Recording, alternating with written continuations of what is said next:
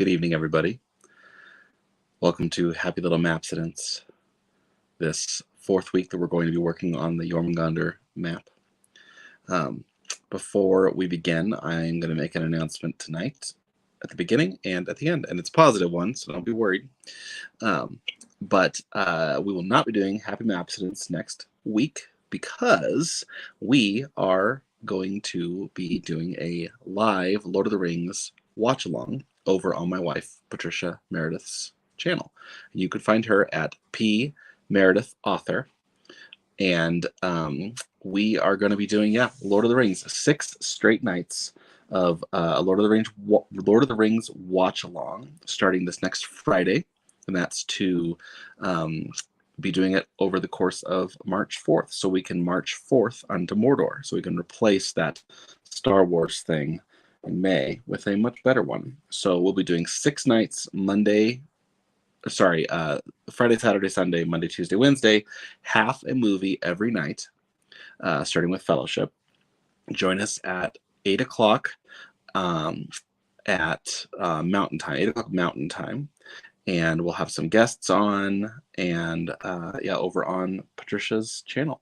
So you can go follow now and click the notification bell so that you are ready to watch with us. So if you go over there now, you can also find an FAQ on how it's going to work, how it's going to run, and what we get to, how we're going to pull it off. So it's going to be a lot of fun.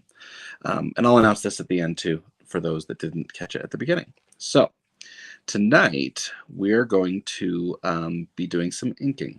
I'm going to need to buy some new Micron pens here pretty soon because they're starting to run out. But because I've had them for 20 years. But we're going to be working on inking on the borders of the coastline, and I advise you grab your preferred thicker marker. So I'll be using a Micron 0.05 or an 03 is great too.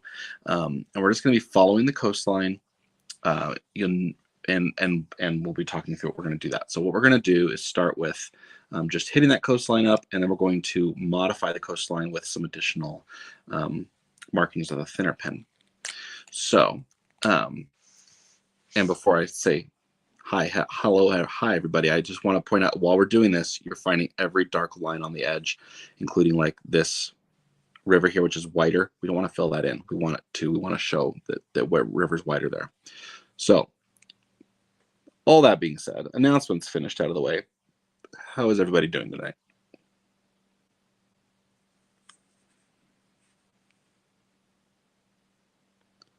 And what are you going to be working on tonight?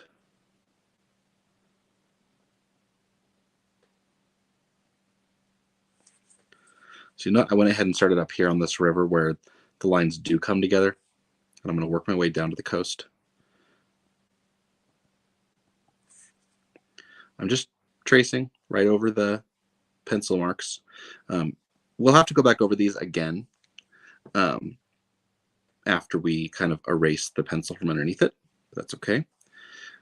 We're just putting in a nice thick line that will be our definitive coastline. If you mess up and it doesn't match the pencil, it's fine. That's what it is now.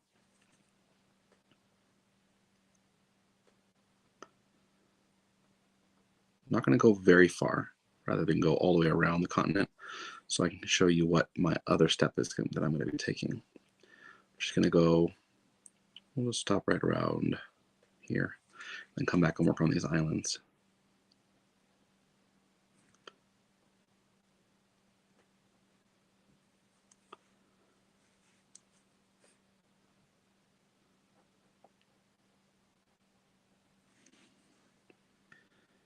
And I'm not going to do all of these islands in the delta. I'm just going to do the outer ones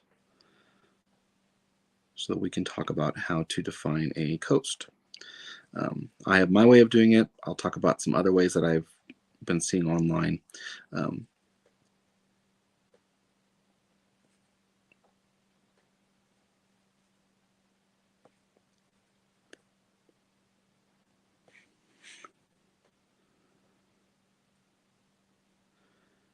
think I mentioned before, as a lefty, I have to be very careful because my left pinky likes to drag itself through things.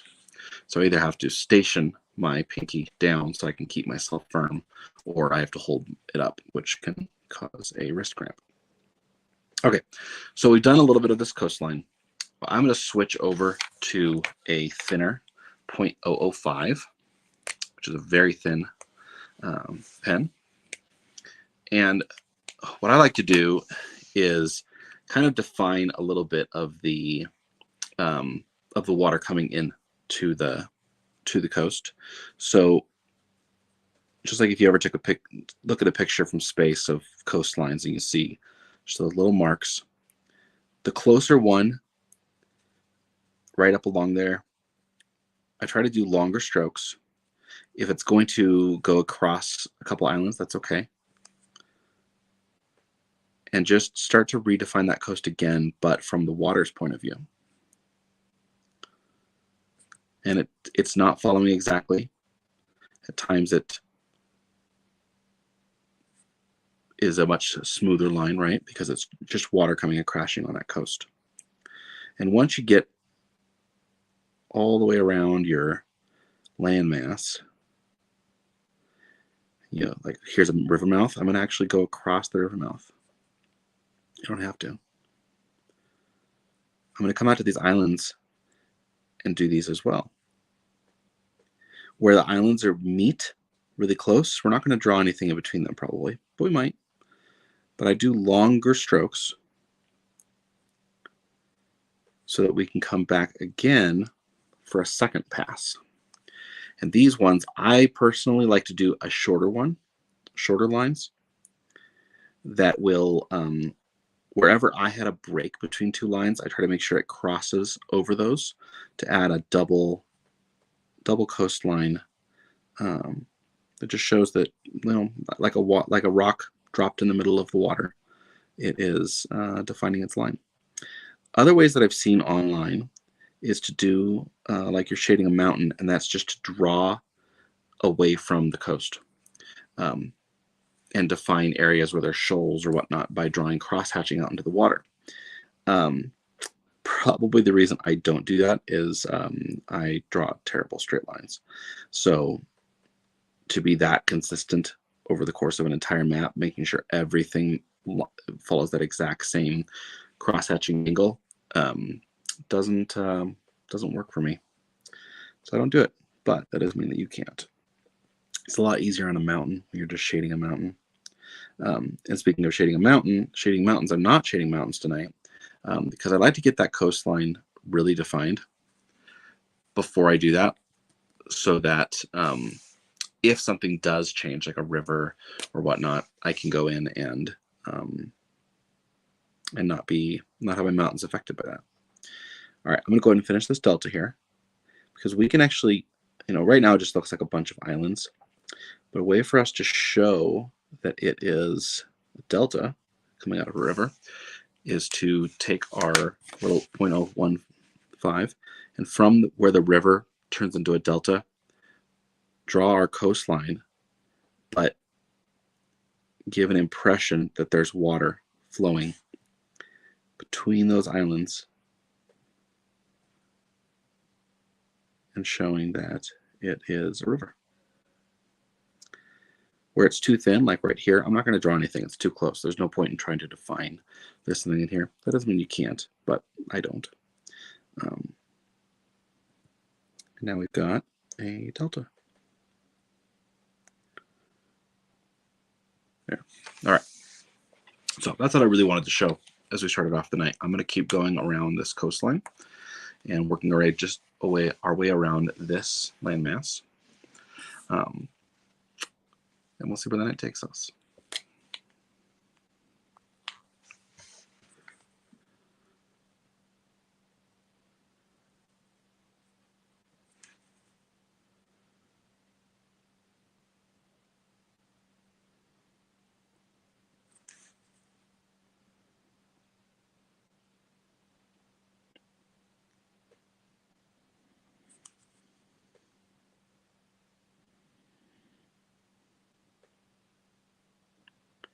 So what are you working on tonight, Anitha? Are you editing new videos, or are you reading tonight? said you had a great day. Was that, did you go out and about, or did you get a lot of reading done?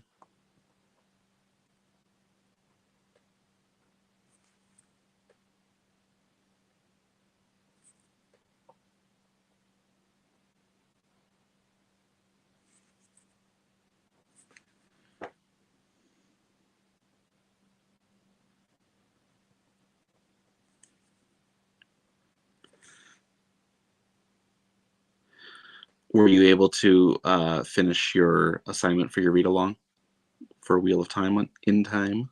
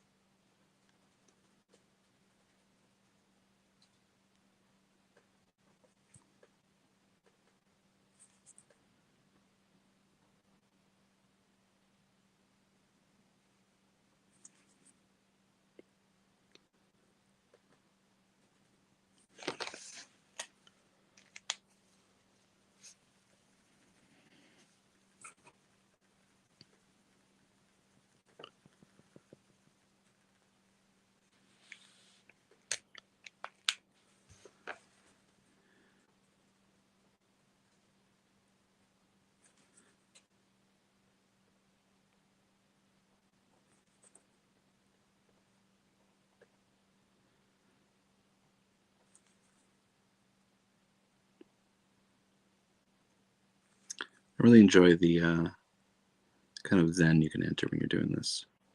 Just letting the pen do its own thing, even if it's following guidelines you already set out for it. It's still nice to just let the pen do what it wants to do.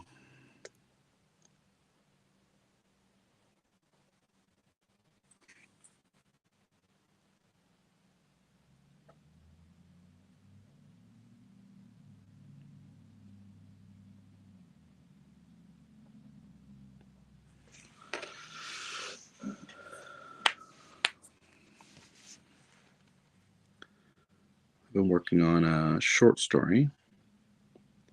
It's actually rewriting an old one I wrote way back in 2017 before I even started the current drafts of Collation or even Thrice. I reread through it yesterday and it was really bad. But it still made me laugh out loud a couple of times. And so I knew that's what I needed to work on. So I've been rewriting that today, and I will probably finish it tomorrow, at least the first draft.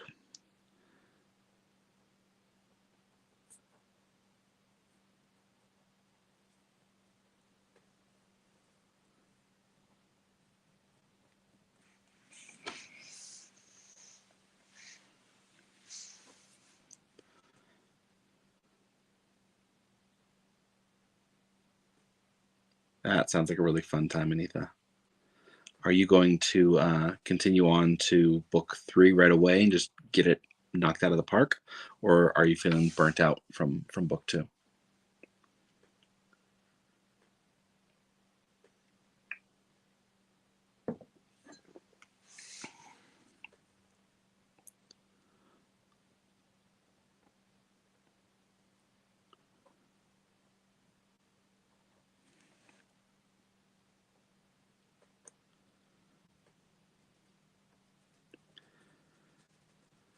You've been sprinting for a while, Tori. Are you going to pull off a sprint till the top of the next hour? It was Tori. Yeah, Tori. Sure, here, and Chaga just popped on too. Oh, they're there. Oh, Spear is also doing sprints. Yes.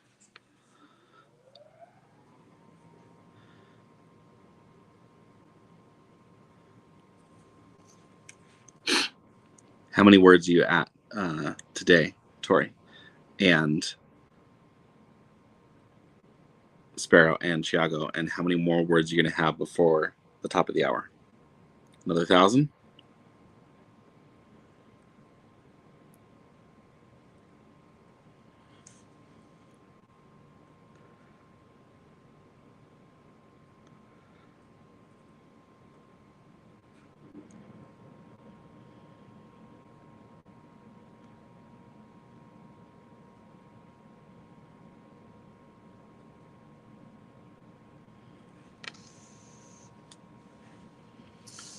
So you're going to be at 1,500 before you go to bed tonight, right? Same for you, Tori. You give me another 1,000?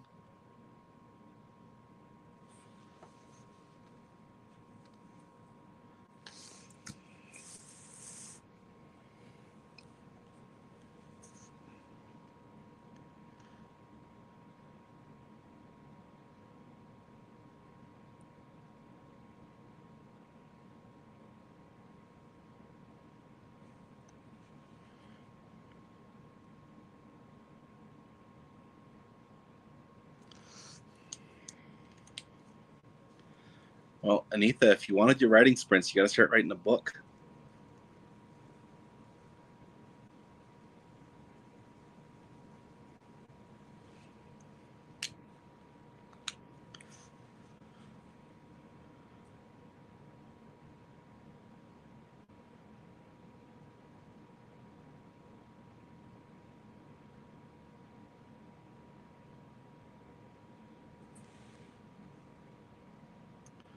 That's not bad, T. You got to do what you got to do. What have you been reading this week?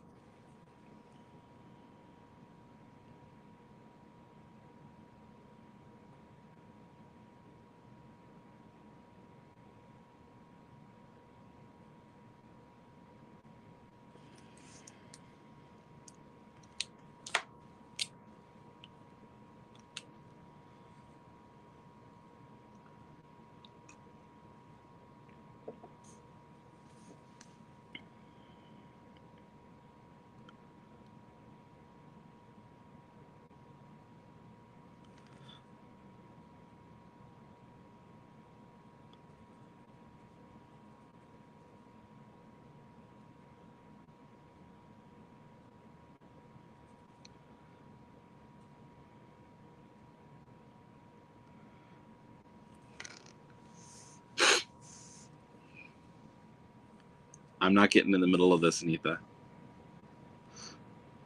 I am on your side. I want you to write a book.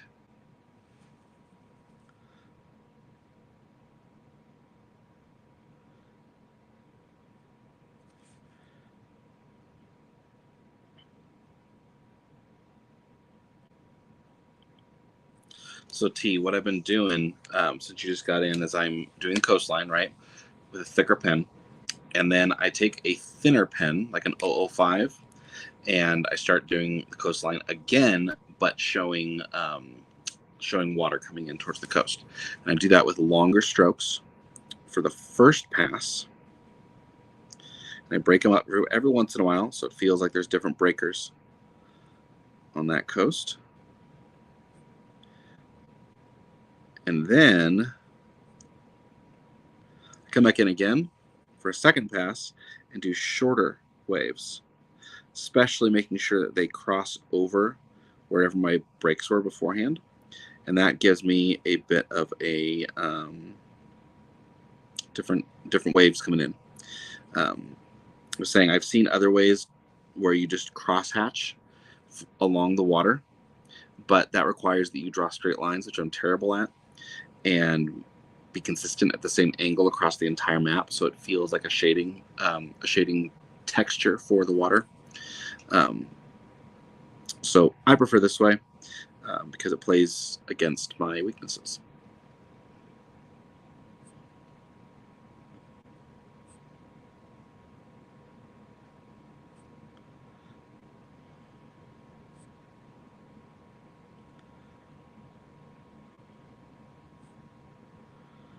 And I like to do my coastline before I get into my mountains.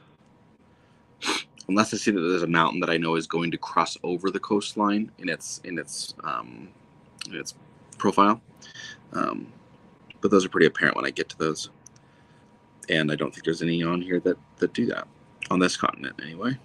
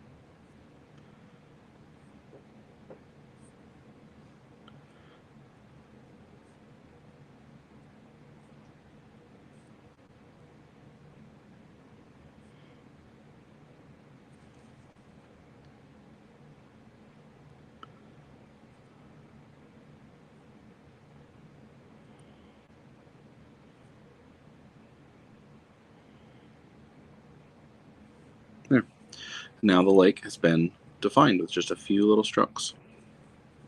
And even as I'm looking on camera, that looks really good. Okay.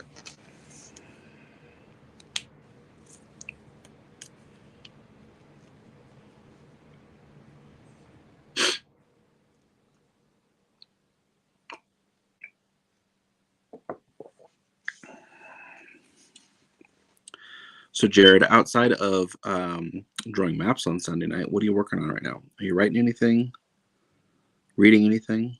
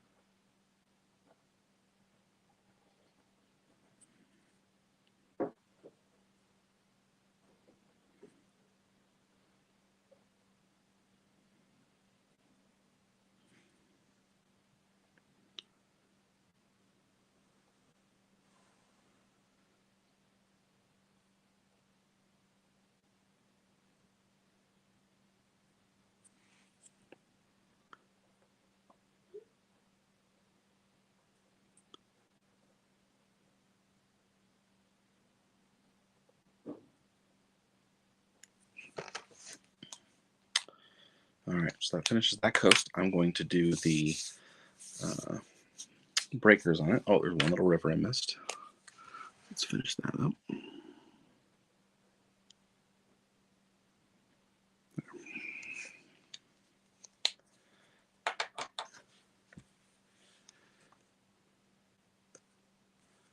All right, think tank.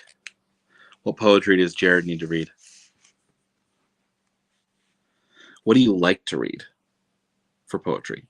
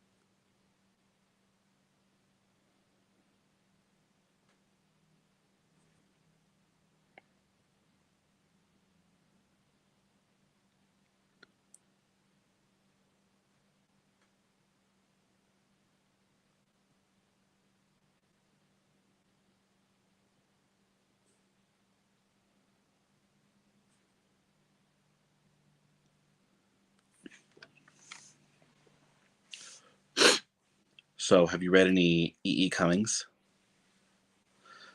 He becomes a source of contention in my household because my wife loves E.E. Cummings, but she hates how many commas I use to control the pacing of how a page is written. But he has some really fun, poetry. And he's worth checking out if you don't already read E.E. Cummings.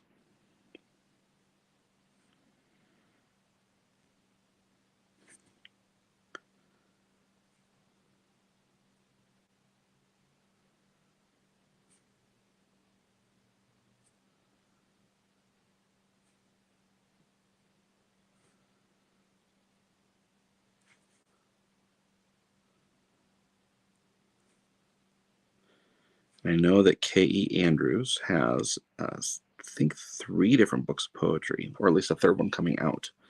And Tori reviewed that on her channel. Let the Hurt Girl Speak, I think, is one of them. And I think the one that's not out yet is Let the Hurt Girl Heal.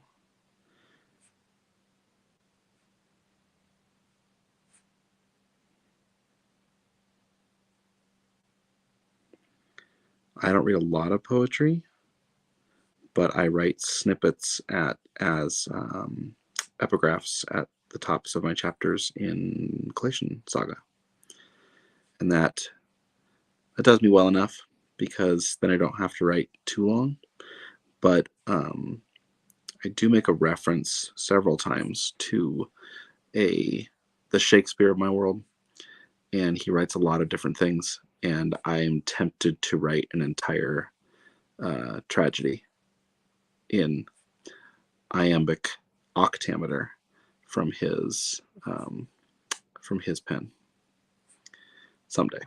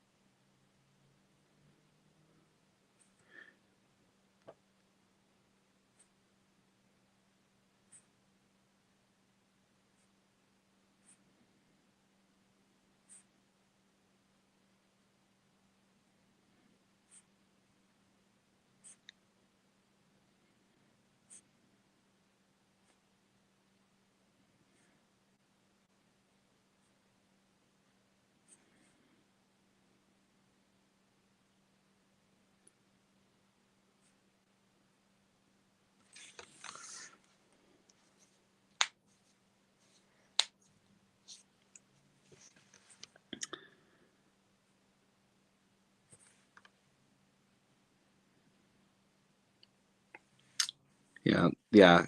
Katie does. She's written quite a bit, and like I said, Tori did reviews on her channel. So if you need to pre-check those out, that's definitely worth doing.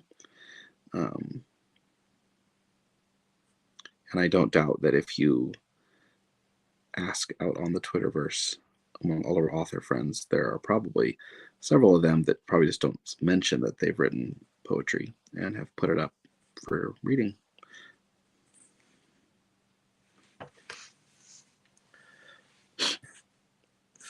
Have you read Beowulf translated by Seamus Heaney, and his Old English that's put side by side with the English?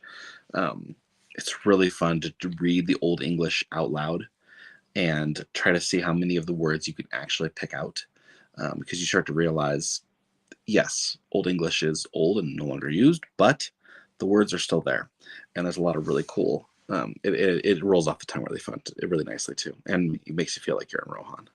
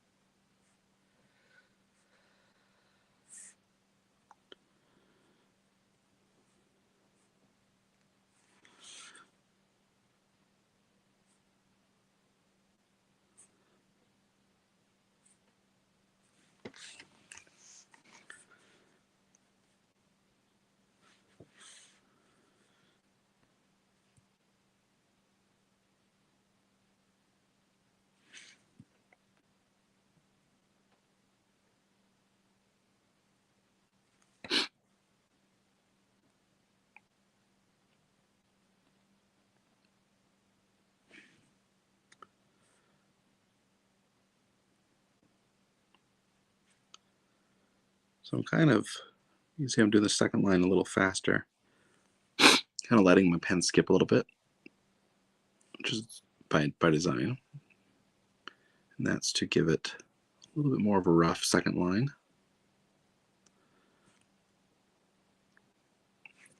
So you don't have to be slow and steady. Smart. But sometimes it is good to give little dots here and there. If you ever get to study something like pointillism, which is where you actually dot everything, dot at a time, I've done a few of those, major wrist cramps. But you can do some really fun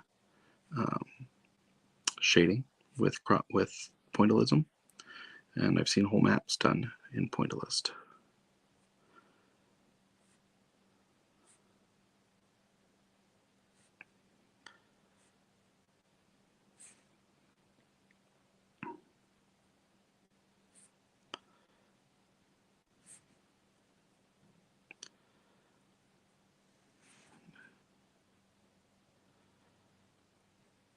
There we go.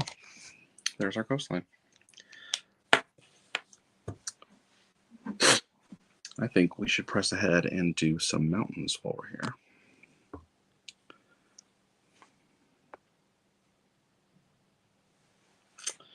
So I'm going to go back to thick lines, to thick pen. And all we're going to be doing is the arch of the profile of the mountain, not the line down the middle, just so we can make sure we know where all of our mountains are. And then we'll go back through and we'll draw our lines with a thinner pen and start doing some of our cross hatching to give it some depth. So I'm going to start up here.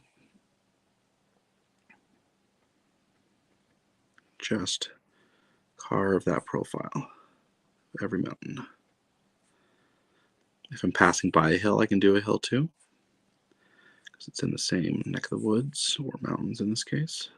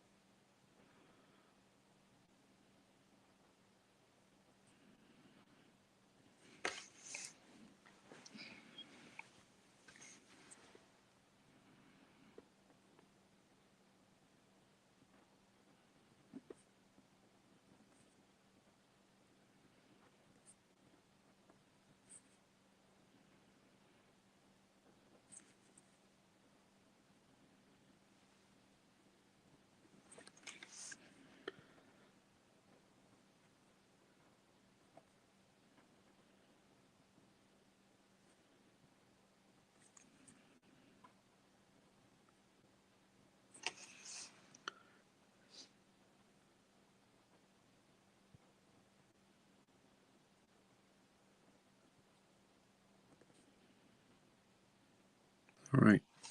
Now, one thing I'm going to show, rather than us drawing along that ridge, which we can sit here and trace each ridge out and then go in and crosshatch. I'm going to go straight to the crosshatching. What that's going to do is give a more organic feel and suggest that there's shadows of the mountains, and let it just kind of be on its own. So I'm going to show it over here on this one. If we decide we don't like it, then we can always go back and draw that ridge, right? What you have to decide before you start shading mountains is how you're going to shade them. On my collation world map, I decided that I was going to split the world in two, and on one side show shading to one direction, one the other, as though the sun was directly overhead. But you can also just say, well, these are all mountains that are representative of mountains, so let's do the shading the same direction across the entire map, which is what I'm going to do in this one. So we're going to assume that the sun is rising in the east and it's early, and so we're going to shade everything to the left of the ridges.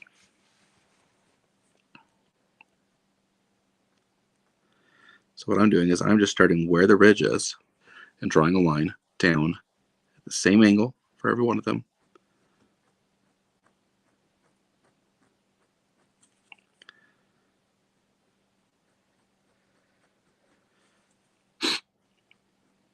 I can do short, I can do long ones that cover the whole half of the mountain. Maybe it's a deeper edge.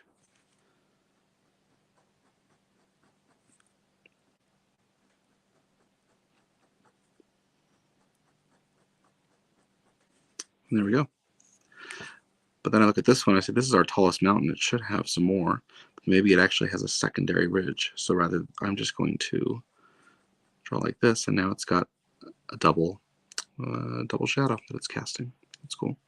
All right, do it up here on this lonely group. Trying to keep the exact same angle as I did over here.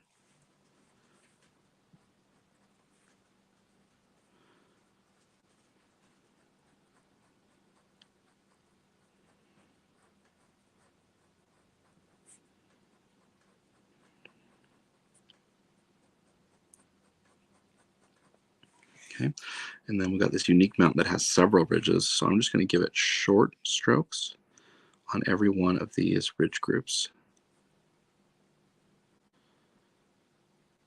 Maybe a few longer strokes and then shorter again, just to insinuate that there is a lot of shade being cast at different angles on this mountain. All right.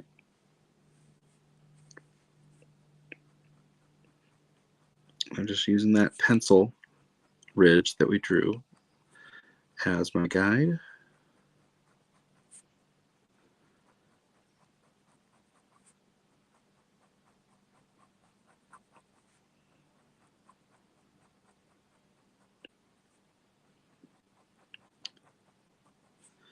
And we got mountains.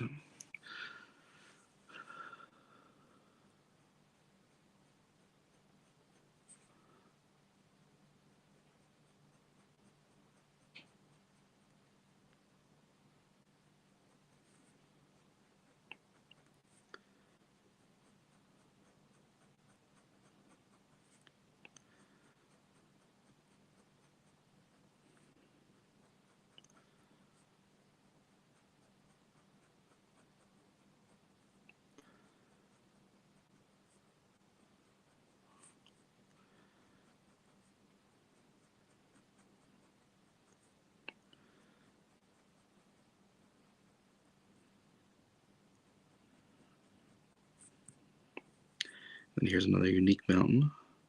We're going to give each one of these ridges we drew a different group of strokes, and maybe there's a bit of a basin in this one where there was a glacial basin. I'm going to go all the way to the next line and then skip that one. There we go. How it looks, we will find out here shortly, because we're going to get to do something that's one of my favorite parts, and that is erasing what we've drawn.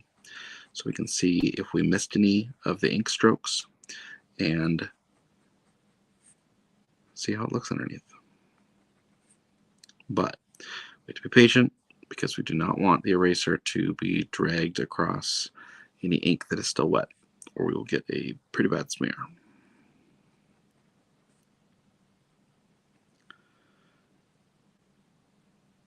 But all of our mountains are done on that continent. All right.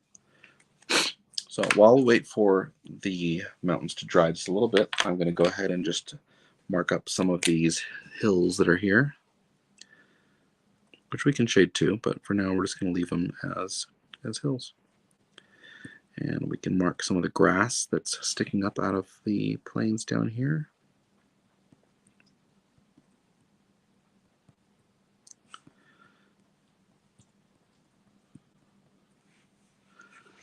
I'm not going to do the trees just yet. All right. So that being said, I'm going to grab, I have two types of erasers. I like both an automatic eraser and a gray putty eraser. Putty erasers they actually come in blocks of gray, and they get dirty real fast. That's okay. You don't have to throw them away as soon as they get dirty because they continue to be usable, and you can always fold them in on themselves to get a clean spot, and they will lift the pencil that's underneath them. Yes, that is very true, Patricia. She has a book out. We're still working on getting it recorded, so we're going to get that recorded and put up so you can listen to it as an audiobook too. But it is available on Amazon if you're looking for another poetry book, Jared.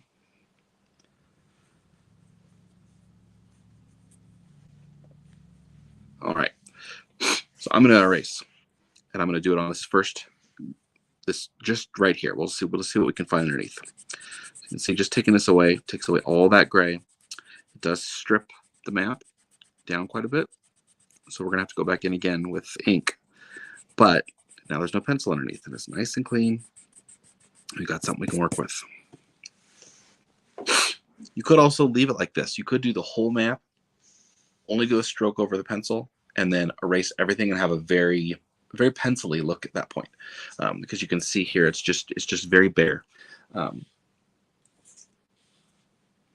think I will do that. I'm not going to go back in with ink. I'm going to leave this as sparse, and then when I finish the entire map, I can go back in and kind of do a once-over and see where our lines where they actually lost their definition. Like this river right here is definitely going to need some work, but it doesn't need it right now. So I'm going to continue with my eraser and just kind of scour the coastline a little bit, try to give us a clean spot to work with. And also, the best part about doing eraser is it kind of marks you as done in that area. I will go back over the entire map at the very end with an eraser again, just to try to lift any graphite from the pencils that I can.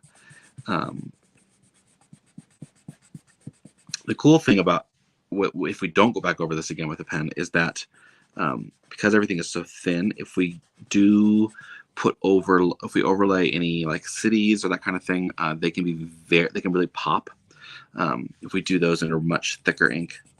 You just have to decide what it is you're trying to convey and what is your map for. Is it for a D&D campaign and it needs to be sparse, or does it need to be super detailed?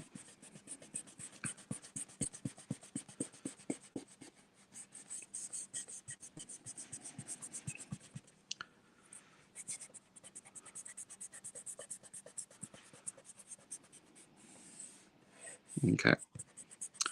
But we can't leave this continent behind until we do the swamp and the forest up here. So swamp's real easy. I'm just going to go in with my thinner pen and mark some of the water that's standing in the swamp grass.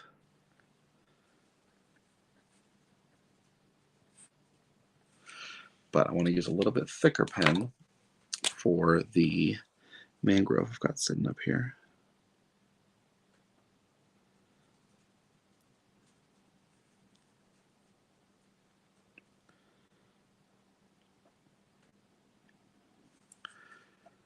All right, and then up here on the trees. All right, so the trees, what I like to do is, if you had any definitive trees, not the pines, but the actual deciduous trees that you want, that maybe might cross over with the border of the forest, go ahead and get those nice and thick so they stand out.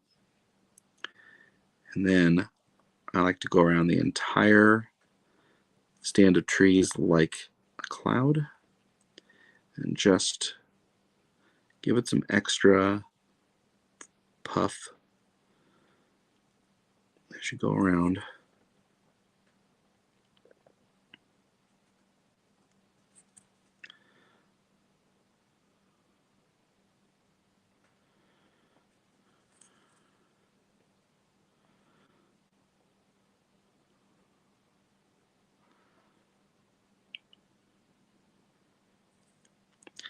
And then under the forest, we're going to show some of the trunks.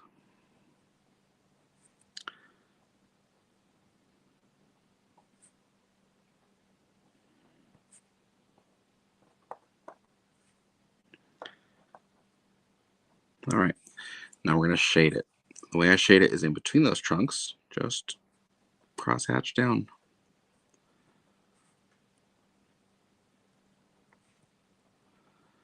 And then, remember, our shading is this direction, so we're going to just shade the entire forest and each of the trees that are standing up out of it with some right-left shade lines to add some definition to the forest itself.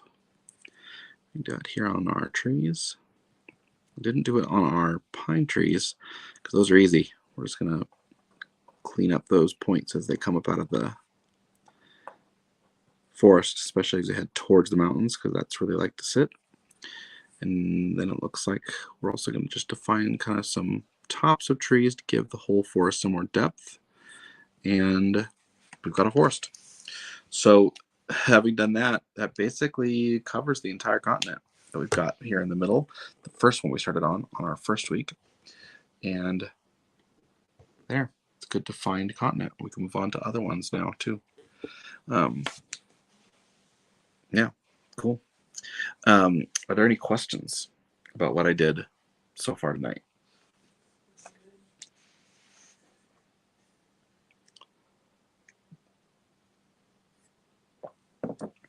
Note that I have not drawn any cities on this. Probably won't. Probably going to treat this like I'm doing with my collation map. And we're going to separately draw some cities, probably on the next session, which will be in 2 weeks. We might start drawing some cities, and so that those can be later photoshopped onto the map. Yes, they can be drawn directly onto the map too.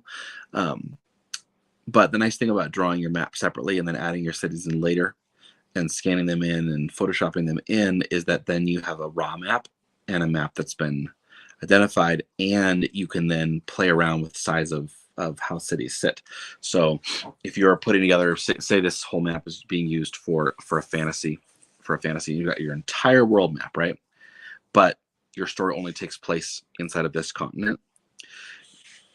If you have a city that's the size of, the tip of this here, and it's this, if it's just this size of a map. But if we're showing the whole world map and that's the most important city in this continent, you want to be able to expand it. So being able to have it in a Photoshop file that you can shrink or move based on how you're conveying it to your audience can be a huge help.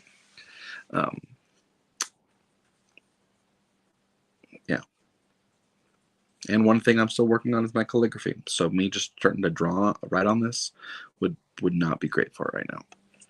But we can learn that together. All right. So let's work on a little bit down here. Oh, we'll just work right here, over here on our desert area. As we finish off the night. Work for about 5 more minutes.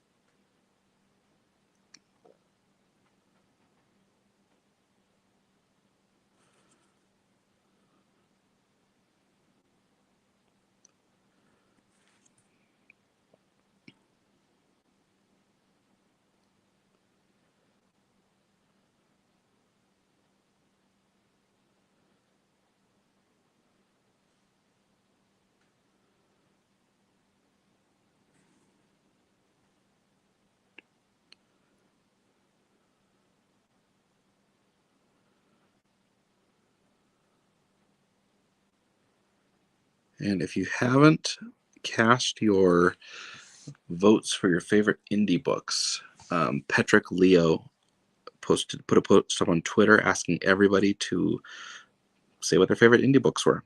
And from that, he is going to put together a video, probably a bit of a popularity contest, And yeah, put your favorite indie authors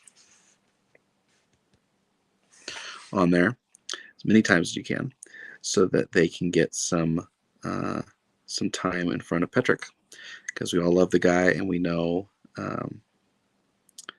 he reads a lot of books, right? And the more books we can get him to read, the better.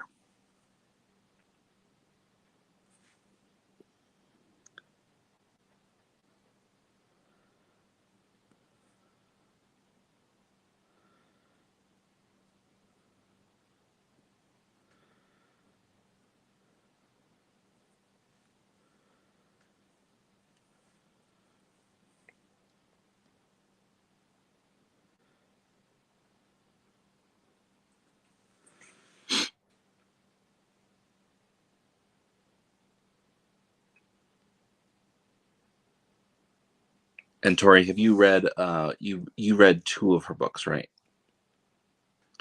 And we're waiting on the 3rd one to be released. Is that correct? For her poetry collections, I mean.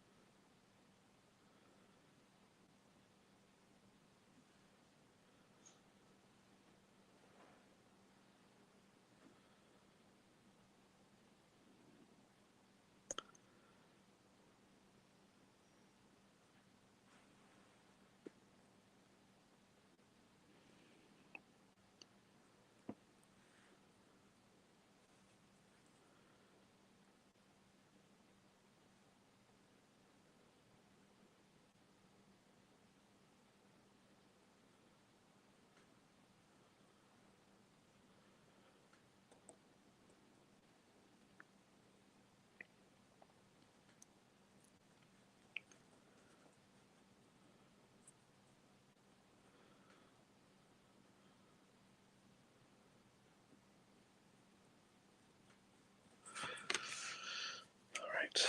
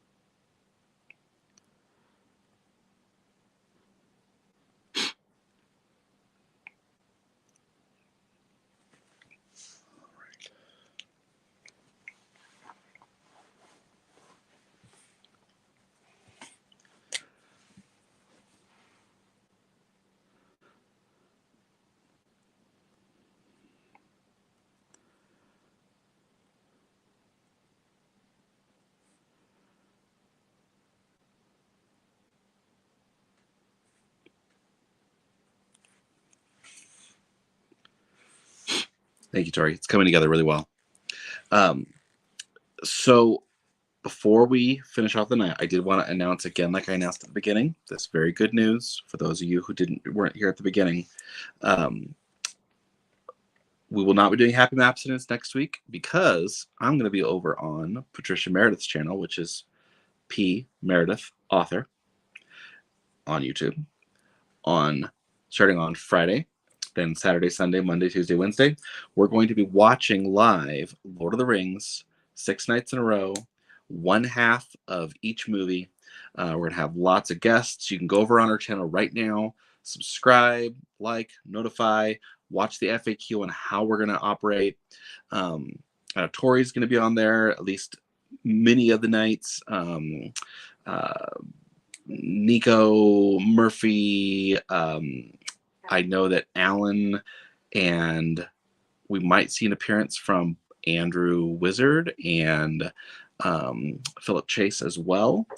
And Yeah, so we're going to be doing that 6 nights in a row next weekend. And we're all going to have a chance to, we've all watched Lord of the Rings, and it will be extended edition. We've all watched it with all the commentaries. Well, now we get to add our own commentaries. So let's get together and enjoy just the greatest movie ever made, because it is one movie. Let's be honest. But yeah, that's what's happening. It's going to be next week. It'll be 8 p.m. Mountain Time, Friday through Wednesday, starting this next Friday. So do come and join us. In the meantime, I would love to see what you've all been doing. Send me pictures of the maps you've been working on. Post it on all your socials. Show it off proud, because what you're doing is awesome. And we will meet again here on Happy Little Map-ccidents in 2 weeks, and probably pull out a new piece of paper and start working on some city pieces and seeing what we can do with that and what we can create. So bring your ideas and your pens, and together we will make some more happy little Map-ccidents. Have a good night, everybody. Happy little Map-ccidents with happy little pens. Let's journey down the road together and find out where it ends. Bring your creativity, forget what we will bring. Drawing, breathing, bringing all new worlds into being.